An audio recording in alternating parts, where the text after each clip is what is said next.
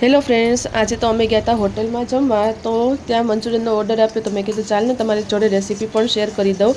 તો એ કઈ રીતે મંચુરિયન બનાવે છે આપણે જોઈએ. તો સૌથી પહેલાં તો તેલ નાખી તેની અંદર એણે લસણ છે તે સમારેલું નાખવાનું છે. ત્યારબાદ એને મરચું છે તે કટિંગ કરી અને નાખી દીધું છે. થોડીક સારી રીતે ચડવા દીધું છે મીડિયમ ફ્લેમ પર. ત્યારબાદ સમારેલી ઝીણી ડુંગળી છે તેના કટકા તેને નાખી દીધા છે.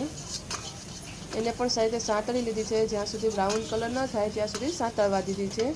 ગેસની ફ્લેમ તો હવે તેને થોડીક હાઈ કરી નાખી છે. તમે જોઈ શકો છો સારી રીતે ડુંગળી છે તે ધીમે ધીમે સતળાય છે. સતત હલાવતું રહેવાનું છે એટલે નીચે છે મસાલો બેસી ન જાય. ત્યારબાદ તેની અંદર ઝીણી કાપેલી જે કોબીજ છે તે થોડુંક નાના અમથા ગાજરના કટકા કરેલા છે, થોડાક અમથા ગાજરના કટકા નાખવાના છે. ફરીવાર તેને સારી રીતે સાતળી લેવાનું છે.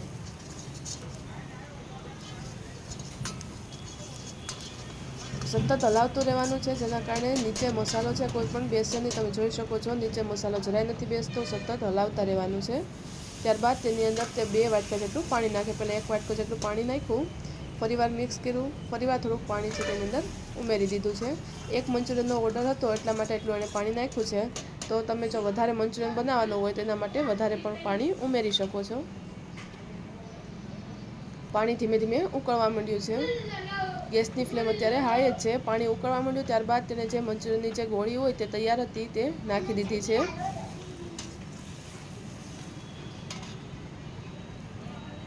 ત્યારબાદ તેની અંદર બધો મસાલો છે તે નાખવાનો છે. મીઠું નાખવાનું છે, આમચૂર પાવડર નાખેલો છે, સોયા સોસ નાખવાનો છે, ચીલી સોસ નાખવાનો છે. બીજા એકાદે મસાલા નાખ્યા પણ મને એનો ખ્યાલ ન આવ્યો. અને ત્યારબાદ એને વિનેગર નાખી દીધું છે. બધું નાખી અને ફરીવાર સારી રીતે મિક્સ કરી નાખેલું છે.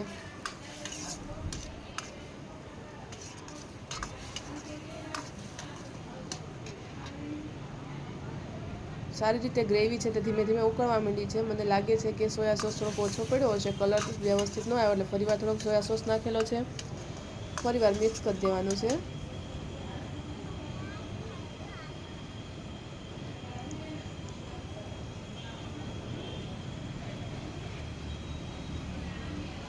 સારી રીતે આ જે ગ્રેવી છે તે ઉકળી જાય છે. ત્યારબાદ તેની અંદર જે કોર્નફ્લોર હોય એને થોડુંક પાણીમાં નાખી અને નાખી દીધું છે, જેના કારણે ગ્રેવી છે થોડીક આપણી સરસ એવી ઘટ્ટ થઈ જાય. ત્યારબાદ છેલ્લે કોથમીર છે તે છાંટી દેવાની છે. તો તૈયાર થઈ ગયું છે આપણું મંચુરિયન.